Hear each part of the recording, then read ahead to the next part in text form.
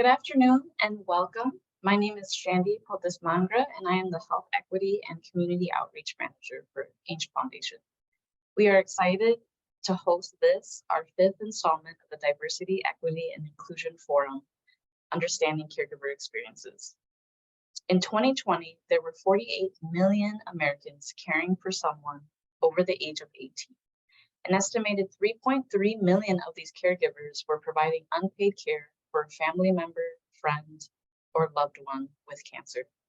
Caregivers have an integral role in the care of adults with cancer that go well beyond helping them get to and from treatment to supporting the patient's physical, social, emotional, and spiritual well-being. Cancer patients and caregivers can often influence each other's mental and physical health and is a contributing factor to patient outcomes and quality of care. More research now shows that caregivers are at a greater risk for developing fatigue, depression, and anxiety when caring for a loved one due to financial strain and difficulty managing emotional and physical stress. With this conversation, we want to increase the visibility of family caregiver stories and to support caregivers and encourage them to seek additional help and resources when needed, and to help healthcare systems and community organizations identify ways that they can support caregiver well-being. We'd like to invite attendees to drop their questions into the chat. There will be time at the end of today's discussion to answer questions. At this time, it is my pleasure to introduce to you our moderator for this conversation, Talaya Dendy. Talaya Dendy is a cancer doula, 11-year cancer thriver, cancer health equity consultant, mental health first aider, and podcaster who has dedicated her career to guiding and supporting, empowering, and advocating for people diagnosed with cancer. She developed a fulfilling career path from cancer patient to founder and CEO of On the Other Side, LLC, a cancer navigation enterprise that provides personalized support using a patient-centered and holistic approach. Talaya is also a contributing author to a #1 best-selling and groundbreaking book called I Survived Cancer and Here's How I Did It. It shares the stories of cancer survivors and thrivers to spread hope and show that a cancer diagnosis is not the end. Welcome, Talaya.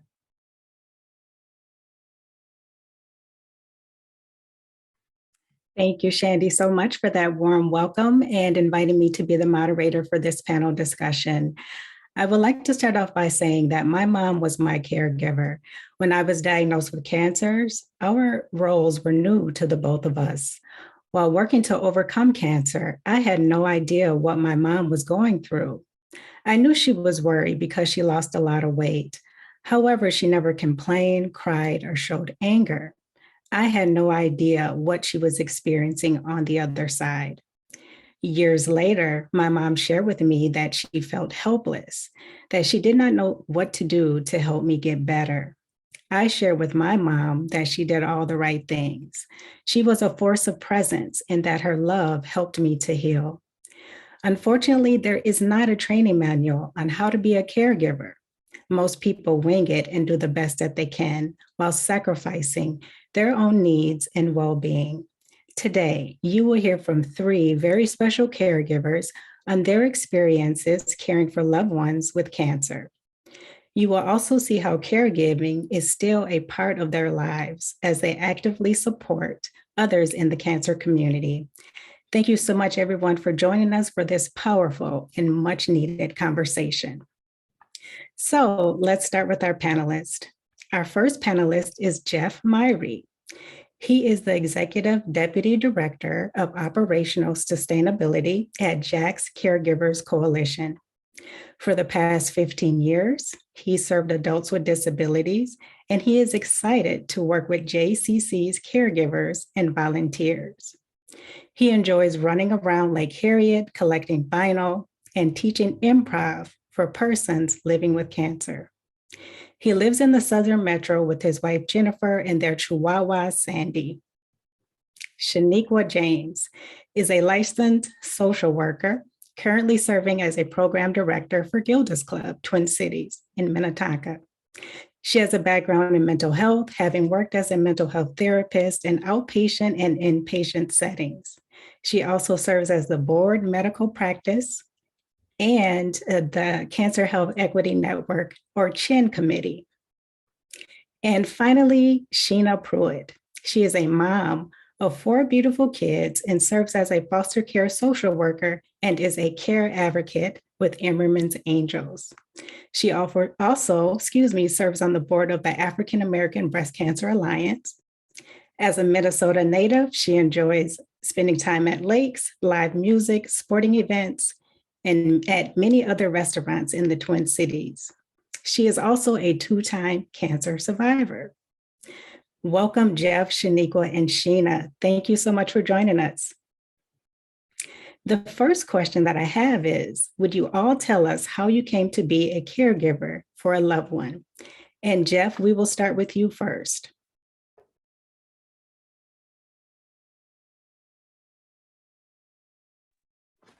Hi.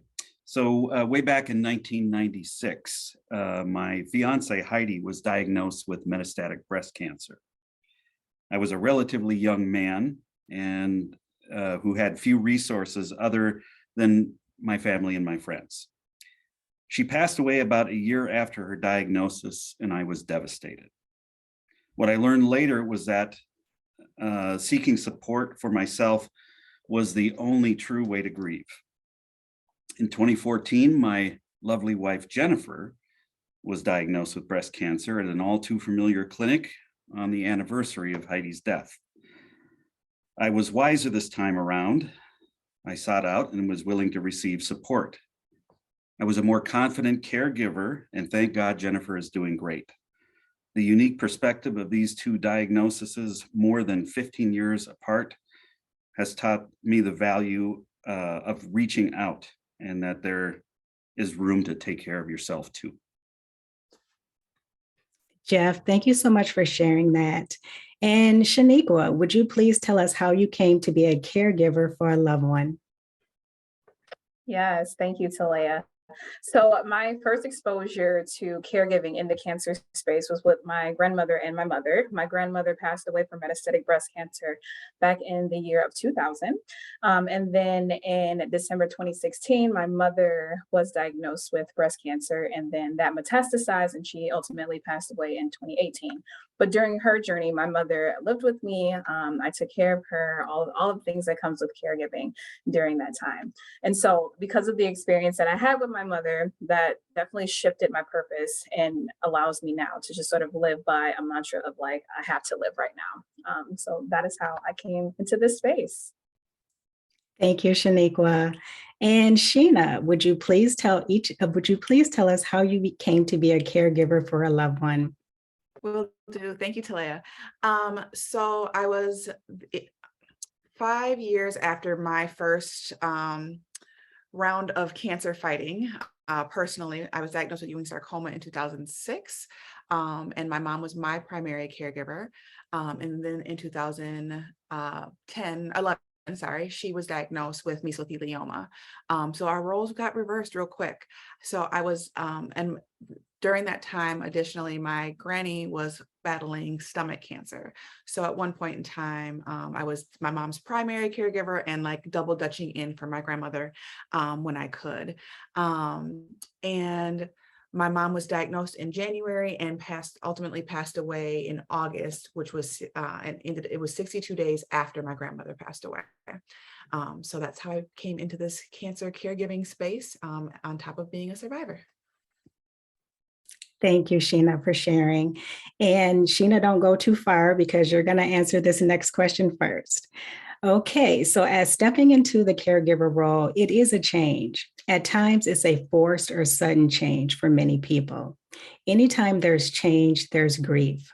Working through grief is a form of caring for yourself. Sheena, when did you realize you were grieving, and what did that look like for you? So when immediately when my mother was diagnosed, I knew that because of my previous experience with cancer, I needed to get help. I needed to get into therapy right away. And so this is before we even knew that it was like, this is when it was still beatable. So I was able to not necessarily name it grief, but I knew there was some big emotion taking over that wasn't just fear. And so I was able, because I was able to identify that big emotion, I knew that my actions had to move differently. I knew that I needed to be more present in the moment, and in the moment with, especially with my mom. We were able to have very frank and direct conversations with each other, because that was the nature of our relationship, but also because we had this experience previously. The roles were reversed, but we had this experience previously. So we knew, we had a little bit of an understanding of what the other person was dealing with.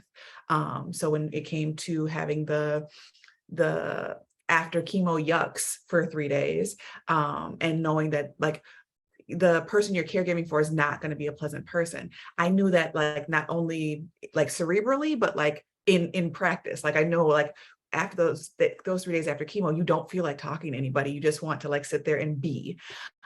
So that was able, like in addition to being able to identify the grief, like knowing how to move, because I've been on the other side of that, was really key for me. Thank you, Sheena. And Jeff, when did you realize you were grieving, and what did that look like for you?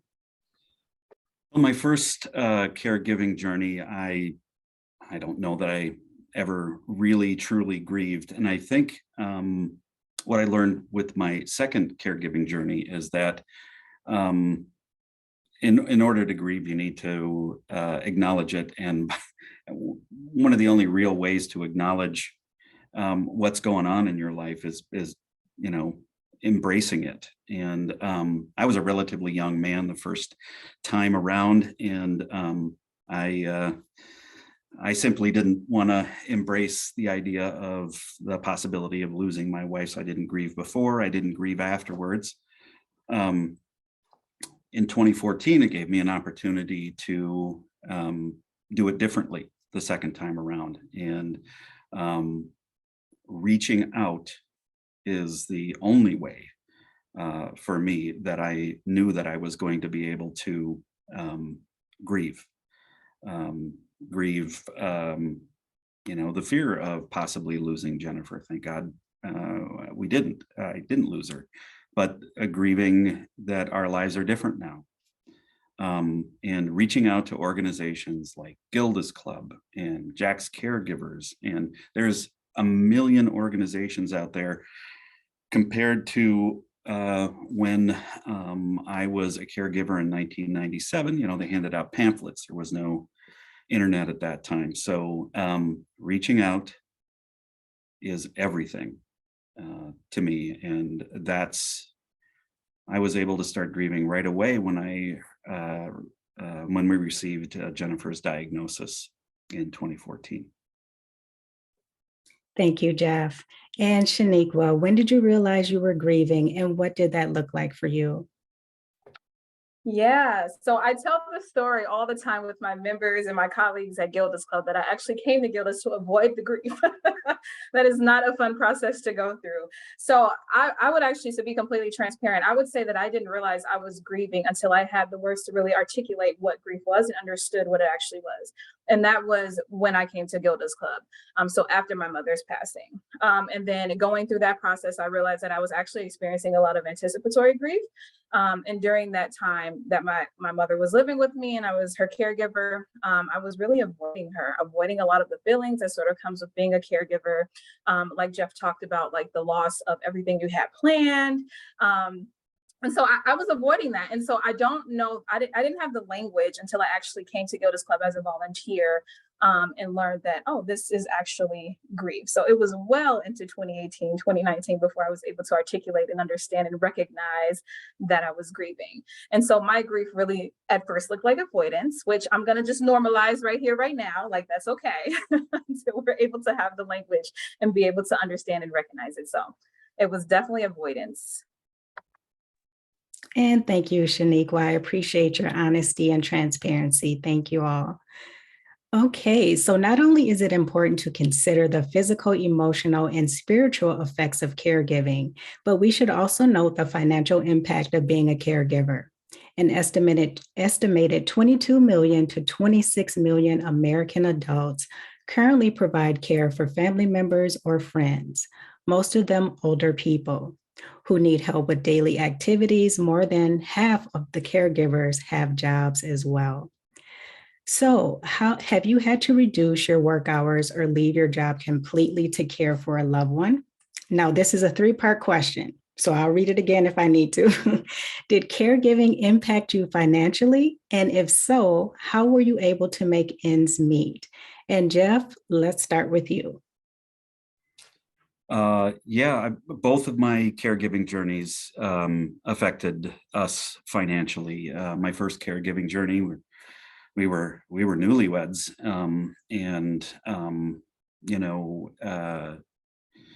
basically starting to plan our financial future was off the table. There was, it was dealing with the here and now, and planning for our future was a scary proposition in any way. But as a much older man, years later, me and my lovely wife Jennifer, she and I were in our 40s, and we're like, hey, we're not supposed to be, trying to make ends meet here with the medical costs. Cancer and diagnosis like this feel unfair, but this is one of those things that feels really, it's like, you're going through a tough time and you shouldn't have to, work hard to make ends meet. I've heard a statistic that said that, a caregiving journey like this generally costs people $15,000 to $20,000 a year, and that's spot on for us. And our discussions with our financial planner were very different than we would have had the diagnosis not come around. And we had great health insurance, and still, it was a financial strain. Thank you, Jeff. And Shanequa, have you had to reduce your work hours or leave your job completely to care for a loved one? Did caregiving impact you financially? And if so, how were you able to make ends meet? Yes. So yes to all the questions, right? So at the time, like I mentioned before, we moved my mother into our home when she was originally diagnosed, so that she didn't have that extra stress of having to go to work and figuring out bills and all those things. So that immediately is an extra bill, essentially, right? Because she didn't have an income coming in. And so we were responsible for feeding her, clothing her, any medical bills that came in, getting medications, which is like outrageously expensive for her treatments. We were financially responsible for that. And in addition to that, I shouldn't say had 4 kids. I still own those. 4 kids at the time, married. I was in grad school and I was working overnights in a really entry-level position. So I had to work more hours in order to afford everything that I had to pay for, including going to school. And I will say that I sat in a place of privilege because I had the support of a spouse at the time. So there were 2 incomes coming into the home, but still an added burden because we were responsible for so many things financially at one time. And so I didn't necessarily have to cut my hours at work to be able to care for her. Again, coming from a place of privilege, having a spouse that could also take her to appointments and things. I did have to work extra hours overnight, right? Which can cost me a lot of other things. And then him having to pick up more hours just for us to be able to pay our bills. And it really was like a check to check sort of situation in the way that it affected us, just so that we can give her the care that she deserved while she was going through, her cancer experience. So yes to all the questions. Thank you, Shanequa. And Sheena, have you had to reduce your work hours or leave your job completely to care for a loved one? Did caregiving impact you financially? If so, how were you able to make ends meet? So almost yes to all the questions. I think that by the nature of the field I'm in, I'll say 3 of my cancer journeys, both my 2 and my mother's, I was able to be really flexible in my hours and not have to cut back in my hours to get, either myself or my mother to appointments. I'm an only child, so there wasn't that balance of like, oh, I have a sibling that can jump in and take appointments. And I was also a newlywed at the time of her diagnosis, and she was also married, but not in a situation where he was able to step up and be a caregiver. So I took that role on with pride, and it was really a no questions asked type of situation. But at the time I was working for a local nonprofit, a smallish nonprofit that did a really good job of supporting me. If I needed to, work a split shift because I had to bring her lunch, if I needed to, she received her treatment at Mayo, which is about an hour and a half away. And we, those trips, we just made it work with as far as work hours, whether it was, flexing the hours and working a little bit more here, and then being able to have that time off to take her to her all of her appointments, all of her chemotherapies and such. So I will say in that era or that realm of things, I wasn't majorly affected. And she did have really great health insurance that covered the bulk of her medical expenses. But there was a really big learning curve for me when it came to helping her fill out paperwork. She was exposed to the mesothelioma. She was exposed to asbestos at her job. So helping her fill out workman's comp paperwork, helping her fill out her FMLA and all of those things. She did remain in her home and I remained in mine, but I was covering the rent for both of them. And doing all the grocery shopping and doing all of the things. And so it was a different, I was becoming, I was going in debt in a different way. Luckily, I think at the time, I was only 26 years old, so I had a lot more energy and I didn't have kids quite yet. So I don't know, I consider that a blessing, because being able to be a primary caregiver and balance kids and at even like 38 that I am now, like, I don't know that I would be able to keep up. So. Thank you, Sheena. And I think by our panelists going in depth and sharing that information about their own personal experiences further shows the financial impact that caregivers have.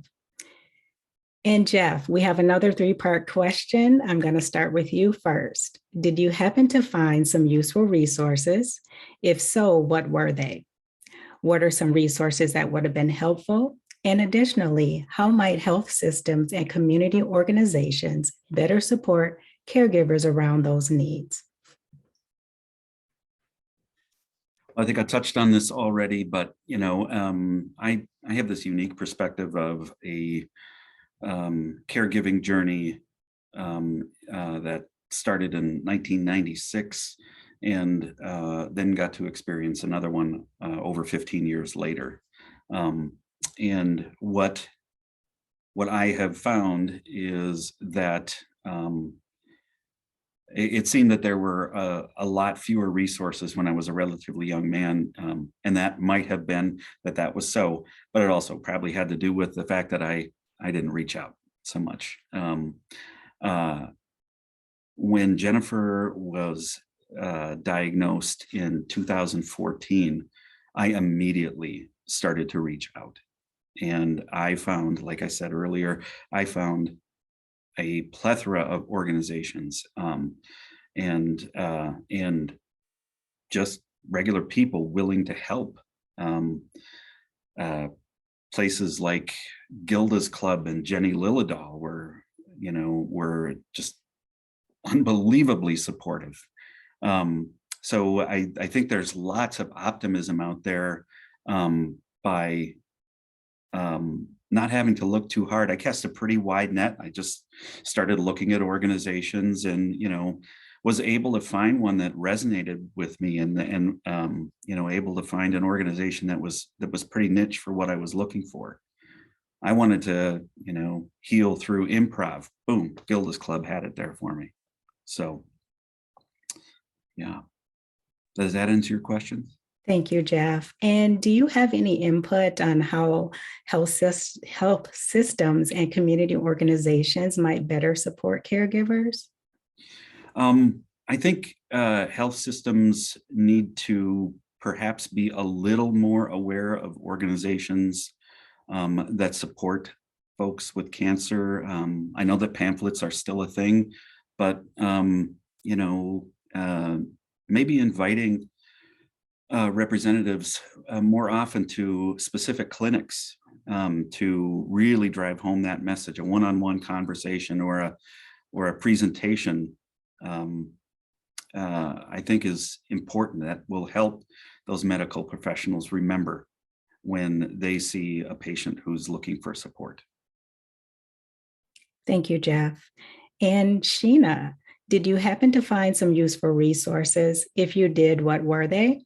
What are some resources that would have been helpful? And additionally, how might health systems and community organizations better support caregivers around those needs? So yes, I think so by the time I was in my caregiving journey, we had some exposure to some of the cancer journey resources in the Twin Cities area. It wasn't a ton when I was going through my journey. But when my mom was diagnosed, I started Googling. I accessed Angel Foundation right away because they had helped us out when I was going through my journey. But the black hole that I found often was outside of a support group. There wasn't much for, holding us up that I was able to readily identify, because also time was a scarcity at the time. That's definitely a place I was in debt in. And so there wasn't a community, there wasn't a space, more or less, there wasn't something that was coming to me. It was a lot of me having to go to it. And that just wasn't in the cards for me at the time as a caregiver. I was doing 7 different things at any given time.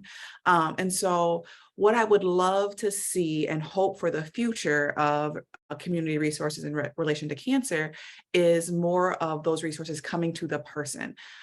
Even with this last battle with cancer, that I was diagnosed in 2021 with breast cancer, the social worker at my clinic was phenomenal with sending me resources, but I am not sure how to fit that in of actually filling out the applications or writing an essay about why I have the need between, making sure all my 4 kids have dinner and my radiation and working full time, all of those things. Right. So I would love for this network to figure out a better way to bring those resources and that support, and being able to tap in loved ones.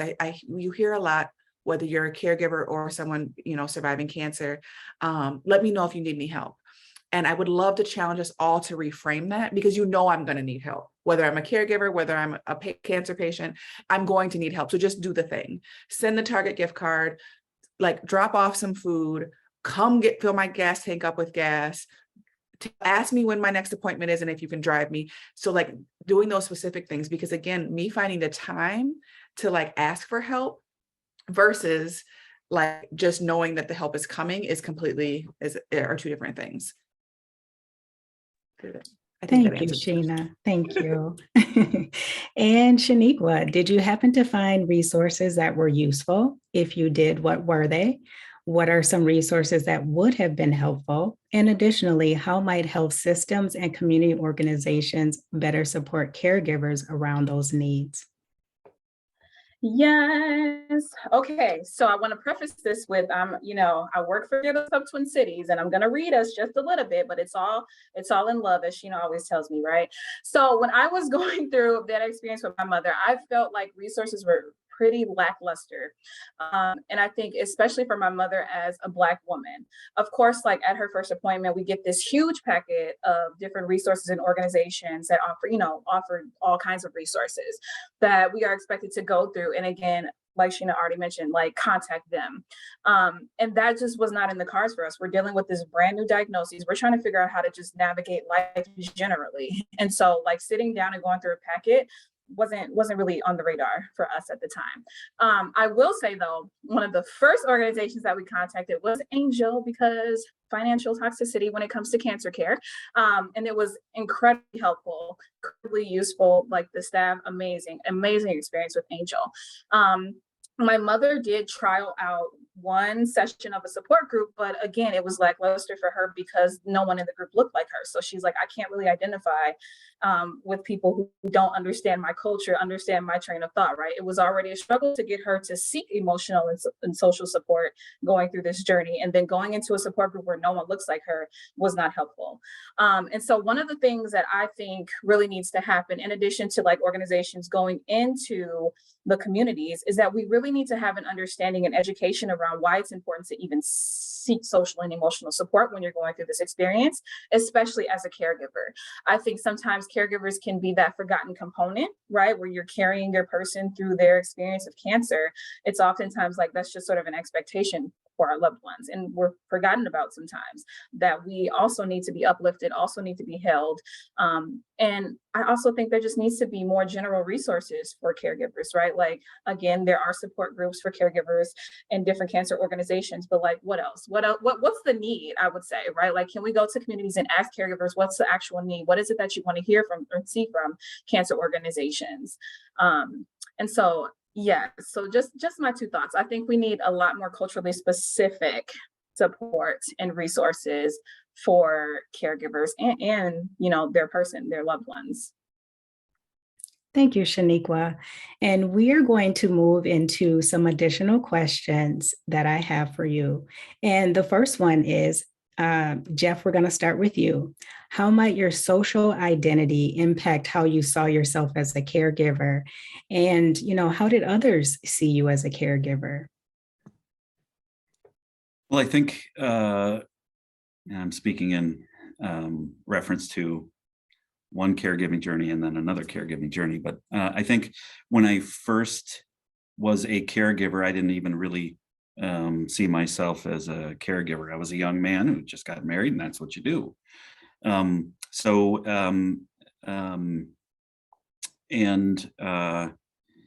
I think that was, I did a disservice to myself by not acknowledging that I was a caregiver. So my identity first time around really wasn't a caregiver. Being a caregiver changed me drastically as that young man. There was only so much to give, and I felt like I needed to give it all to my wife at that time. My identity as a caregiver the second time around, I was more mature, a man in my late 40s, but I also knew that I needed to, I could be a caregiver and be true to myself. So I would intentionally do things that were me-centered, because I know I would always be worrying about Jennifer. That was a given. That was my default. And so, and it just helped me become a better caregiver to take care of myself, and do those things that I loved, even if I was worrying while doing them. Fake it till you make it is kind of how I was able to take care of myself and be a much better caregiver to Jennifer. Thank you, Jeff. And another question that I have is, we typically hear about women being caregivers. What advice do you have for men who have had to step into the caregiver role? Being strong and silent through denial does not work. It's devastating for everybody. It's a losing battle to try to deny this thing or be ridiculously optimistic. I'm incredibly optimistic, but what I learned the first time around was that that was a certain expectation for a young guy to, I remember at our wedding reception, dozens of people saying, "You take care of her now," knowing that she was sick. And, that was the, so I think, yeah, I guess yeah, I guess that's the advice that I would give is reaching out for help. To This is kind of a constant here throughout this conversation, but reaching out is the only way that I was able to start to heal and start to and it was a lot more successful. Who doesn't want to help? You know, who doesn't want to help somebody in this situation? And it's easy to ask once you start. Thank you so much, Jeff, for sharing that. I appreciate it. And Sheena, how might your social identity impact how you saw yourself as a caregiver? And, how did other people see you as a caregiver? So I think that socially looking at, I was 26, newly married, and was supposed to be, on cloud nine, right? But yet on the flip side, I wasn't. I was working constantly. When I wasn't working, I was, making sure my mom had meals and all of those things. And so I think that when my mom was my caregiver, that was a given. Like people were like, yep, no, that's a no-brainer, right? Mom, kid, done deal. But it was often like, I feel like there was even some shame in like how much my mom was leaning on me. But I took caregiving as an honor. Like I wouldn't have allowed really, frankly, anyone else to take care of her. That was my job. Like not that I felt in debt to her because she took care of me, not only my entire life, but through my cancer journey. But there was nobody else that I felt like was going to step up and be the bad guy when needed to be the bad guy, that was going to be that loving support when they needed to be loving support, and that was going to like send everybody away at other times. And one of the things that I think one of the myths around caregiving is that like, oh, caregivers need to, make sure they're practicing self-care. I feel like self-care can be such a such a luxurious and privileged undertone to it. In my caregiving journey, I didn't have the funds to go get a massage or to go get my nails done, or a lot of the things that, people label self-care. And so it was about finding those moments that I could like take a breath. And oftentimes those breaths came from my mom, like ordering me, like, no, go home, go on a date with your husband, do the thing, right? Like, and so there was still, again, the balance of those roles were always an interesting kind of caveat to our journey together. But when we went down to Mayo, and this kind of goes with the like identity of a caregiver. When we would go down to Mayo, we would go down there 7 or 8 people deep. And because I couldn't go into the infusion room with my mom, like the sight of chemotherapy makes me nauseous to this day. And so my godmom would go in and sit with her while she got her infusion. So now my godmom comes, and then I would go shop while she was in there. But now my aunt comes with me so she can go shopping with me. And then my mom's husband comes because he would just sit here and worry. So he's coming too. And so again, it was like everybody kind of had their caregiver, if you will. And so there's this community of care. And I think that was one of those things, like I said earlier, that was just like, don't ask how you can help, just do the thing. So there's going to be somewhere that you can kind of double dutch into, and making assumptions based on societal roles or like, even like familial roles isn't beneficial. Just figuring out how you can help support the caregiver and the person that's going through. Thank you, Sheena. And Shanequa, how might your social identity impact how you saw yourself as a caregiver and how others may have seen you as a caregiver? I love this question. So I think for me, it was sort of like an assumed role, especially like being the oldest. I'm the eldest of 2 children from my mother. It was just an assumed role that I would take on any caregiving responsibilities that came up, especially within my family, just culturally. I had a joke with my mom. It's a little dark, but I would always tell her, like, when you get old and decrepit, I'm just going to put you in the basement with no windows so that I can take care of you, right? I'm never going to put you in a home. So it was always sort of assumed that would just happen. And I think, growing up and having that, that assumed role of being a caregiver regardless, even when I was like in my childhood, it just sort of assumed like very naturally. I think where the issue sort of runs in for me is that it became my entire identity, like throughout my lifespan with every role that I was in. So like as a wife, as a mother. And I think that's sort of, it separated me from who I was as an individual. And I know, we like to talk about self-care and individuality and things of that nature, but I think it's really difficult to actually put into practice. And so it took a lot of intentional practice of reframing self-care to like self-preservation, right? So for me, it's not an option. Like I have to do these things in order to maintain my individuality outside of being a caregiver, because that title in itself like carries so much weight sometimes, and I need a break from it. And so it's almost like creating two Shanequas. Like here's this one that I can have right when I'm, in doing the caregiver, all the things, going grocery shopping, paying the bills. But then here's who I am like as an individual. And that was so incredibly helpful for me. And so, I would say, again, like everyone just sort of assumed that I would always be that, and I was that caregiver person, but it took a lot of work in order for me to separate and really figure out that identity outside of being that person, outside of being that caregiver for, my mom and just across all of my life. So, yeah. Thank you, Shanequa. And finally, is there anything that you would like to add or leave the audience with about your caregiving experience?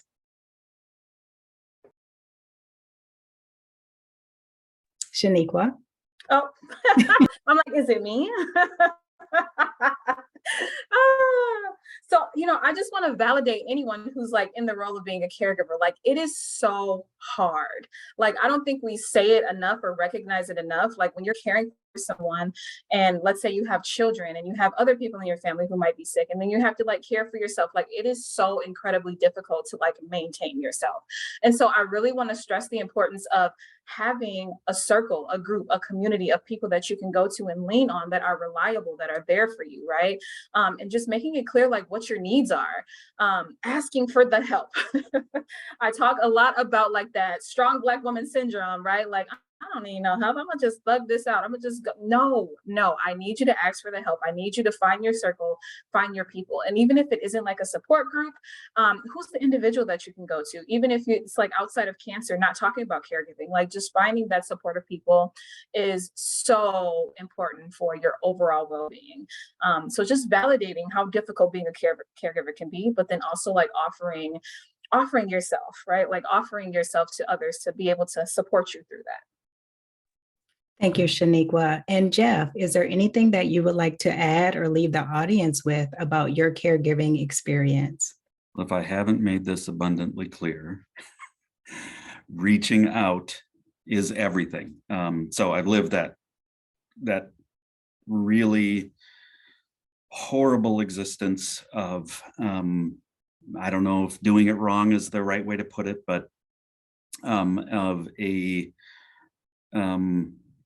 path that there were better paths to take. And I was able to recognize that I had another opportunity the second time around.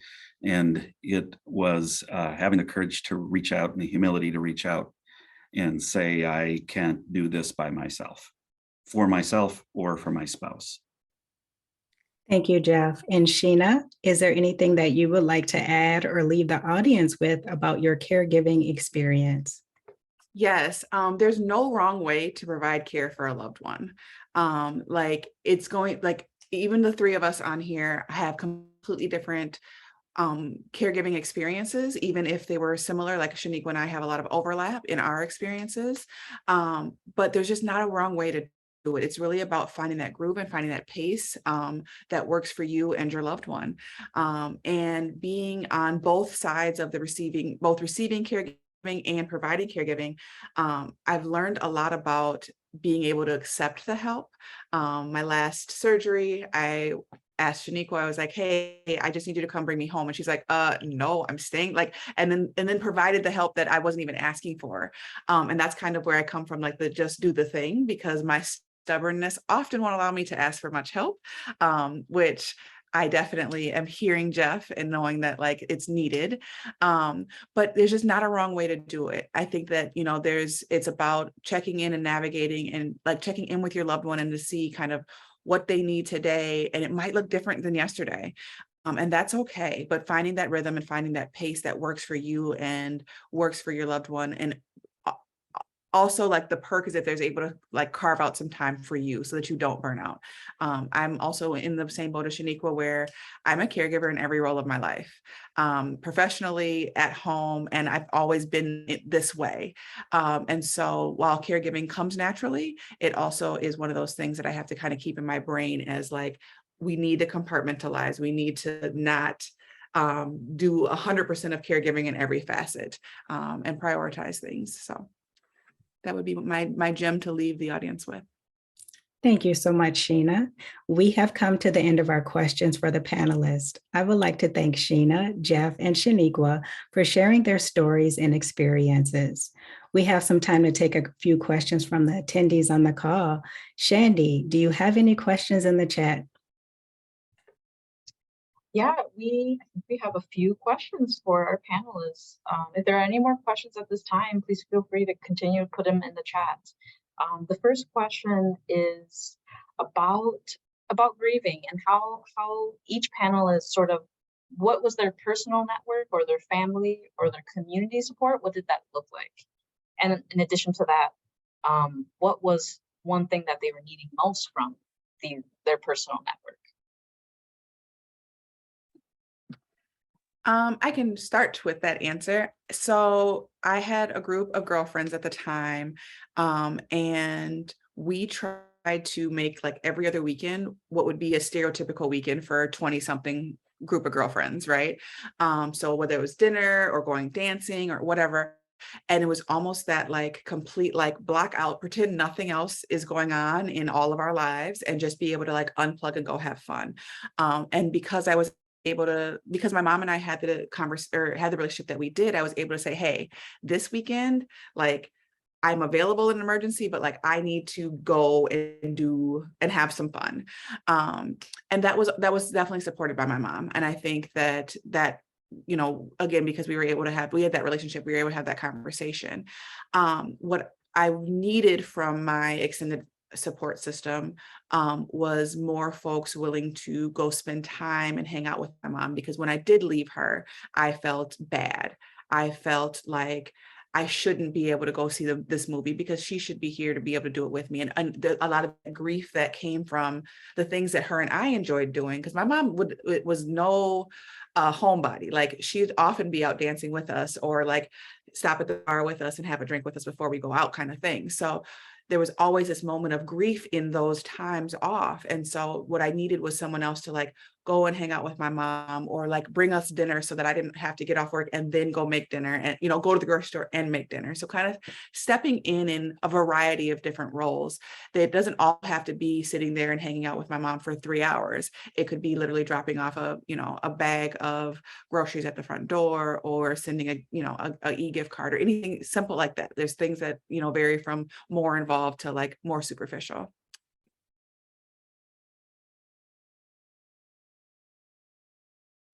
I can answer next. So like I think I said it earlier in the conversation, but I honestly did not recognize that I was grieving. I had so many things happening that I literally just put my head down and like powered through.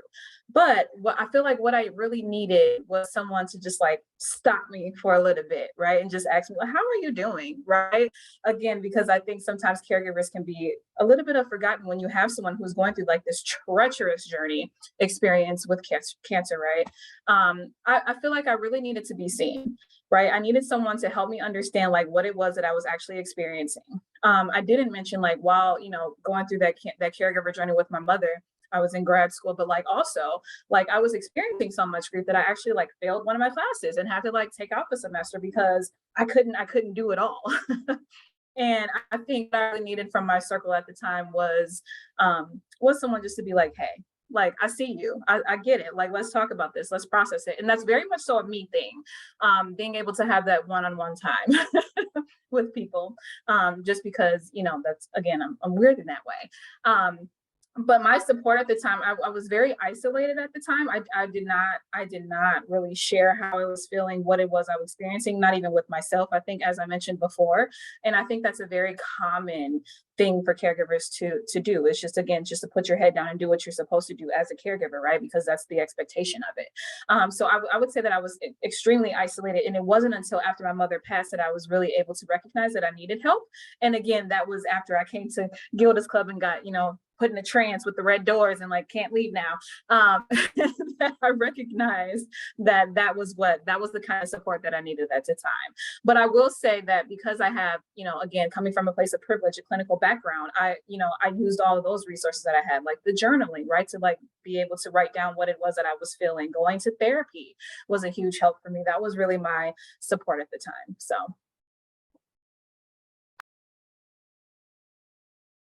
And I got lots of support from family and friends, and was unafraid to ask. This is my second caregiving journey. I was unafraid to ask can I just get it all out and then we'll go to a movie? And I was lucky to receive that. And I think the one thing that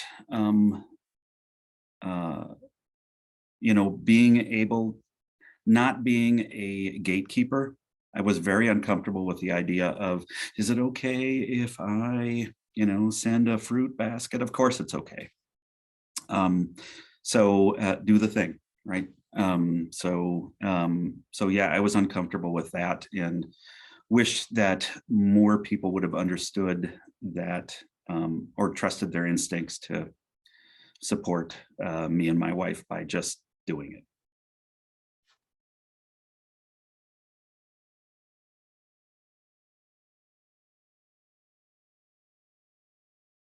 We have one more question I think that we can get to, and if there are other questions, we'll follow up in an email. But one of the questions I think kind of gets back to what some of the panelists were speaking to. I think Shanequa, talking about culturally responsive support. We're talking about how healthcare systems and community orgs can help.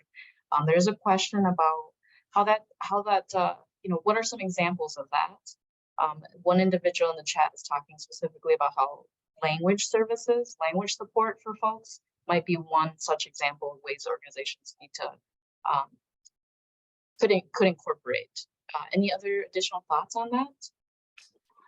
So Shanequa and I are friends outside of the cancer community, and how I wish I would have had her around when I was caregiving for my mom. She hadn't gone through the experience with her mom yet, but had gone through the experience with her grandmother.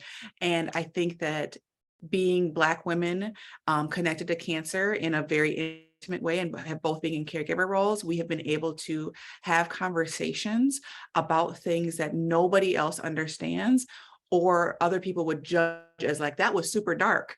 Like the question the comment she made earlier about caregiving for her mom. Like, I get it. Yep. I was the same way. And so being able to have folks that look like you, love like you, come from places that you come from, or are not play roles, but are in similar roles in their family systems that you are. And in our case, a lot of those boxes are checked, as we are also in the same profession. And so for me, like when I was diagnosed with breast cancer, again, they hand you 1,000 packets. But one of them that struck the biggest chord with me, and Shanequa's heard me complain about this in not the nicest of terms, but was a wig brochure. There was one person of color in that wig, and it was the granniest old lady church wig I have ever seen in my entire life. And I was so disrespected. I literally threw it away in the trash can outside of the clinic. Like, I was so irritated. And so like not seeing me in any space in the cancer community, and thus not seeing my mom. My mom had mesothelioma. Mesothelioma typically affects old white male miners, not miners like M-I-N-E-R, like folks that used to work in the mines. And I had Ewing sarcoma. Ewing sarcoma typically affects white adolescent males. I've never been white or a male, and I was 21 when I was diagnosed. So in each of my cancer experiences, I am an outlier, and not just out of like the norm, but in all of the literature and all of the promotions. So connecting to places that focus on my communities and the marginalized communities that I come from has been really, really important and really a huge support for me. But, you know, finding folks that are, whether it's a mentor, whether it's somebody that you just know that like has had similar experiences is definitely huge when they identify similarly to you. And I can just say one quick thing about specifically that question related to like organizations, what can we do, right? I think having like being in this role as program director at Gilda's Club, like my lens is always going to be equity, no matter what, because I'm a Black woman navigating a world that is mostly white. And I know what it feels like to be in spaces where no one looks like you. So I can tell you from a perspective of Gilda's Club that we have been really intentional about doing our research, right? Like going out into communities, having conversations to see what resources and needs there are so that we can create those programs, but making sure that we have people who are appropriate, right? Like culturally appropriate to create the programming, supporting them and putting it out there. So like specifically, we are, you know, in the process of creating a Spanish language support group for those who are living with cancer, and then one for like caregivers and children, right? And working with someone who is a part of that community. She's a clinical navigator. She's a patient advocate is her actual role. And I think those roles are so important. And so connecting with other organizations, and then of course, going to communities and creating the programming and giving the resources needed, I would say. Thank you so much again to our panelists for all the wonderful information that they've shared and going into detail answering the questions for the attendees. Again, thank you so much, Sheena, Jeff, and Shanequa for sharing your stories and experiences. And Shandy, let's wrap it up. Thanks, Talaya. And we'd like to give a huge round of applause to our wonderful panelists today, Jeff, Myhre, Sheena Pruitt, and Shanequa James, for sharing with us their experiences and what it was like to be a caregiver for their loved ones, and to Talaya Dendy as well for facilitating the conversation with such care. In the chat, we've put a link to a resource list for caregivers and all those who support cancer patients and survivors. Any questions we may not have gotten to today, we will include in the follow-up email that comes along with the survey link. The survey takes about 2 minutes. Please let us know what you enjoyed about today's discussion and what future topics you'd like to learn more about. Thank you again for joining us today, this conversation, and may the rest of your day be good. Take care.